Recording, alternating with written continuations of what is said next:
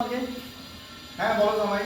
এই যে আমি 4 বছর থেকে বিদেশ থেকে আসলাম, তো আপনার বাড়িতে তো আমি 4 বছর আসিনি। হ্যাঁ তো আমি 4 বছরে মনে করেন প্রতি মাসে তো আপনার বাড়ি 2-3 বার যেতাম। হ্যাঁ তা তো আসলে আপনি আপনি তো আমাকে গরুর মাংস খাওয়াইতেন নাকি? হ্যাঁ খাওয়াইতাম। তো প্রতি মাসে ক কিলো করে খাওয়াইতেন? এই 2 কিলো 3 কিলো 2 কিলো বেশি।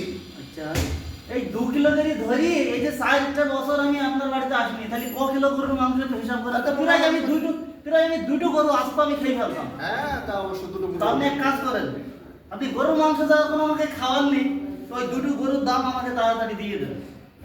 আচ্ছা এখন হলো তাহলে তোমার কথা হইছে। হ্যাঁ, আমার তোমার কথা কথা শেষ। শোনো জামাই। বলেন। এখন তুমি যে গরুর গোস্ত পাও না ঠিক আছে, টাকা পাও না ঠিক আছে। হ্যাঁ, অবশ্যই পাও না। 3 বছর আমার বাড়ি আসো নাই।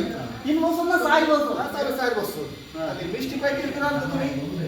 ধরেন ওই 2 কিলো করে হইলে প্রতি মাসে প্রায় 10 কিলো 8 কিলো করে আচ্ছা নিয়ে 10 আসতাম। Kilo 8 kilo. তাহলে মনে করো যে হিসেবে দেখা মনে করো যে দুইটা গরুর টাকা হিসেবে হয়ে গেছে। তাহলে তুমি আমারে ঠিক আছে দুইটা গরুর টাকা দিয়ে দাও, ঠিক আছে আমি তোমার ওই বেঁচে কিনে তোমার ওই টাকাটা দিয়ে দেবো। High high high high high.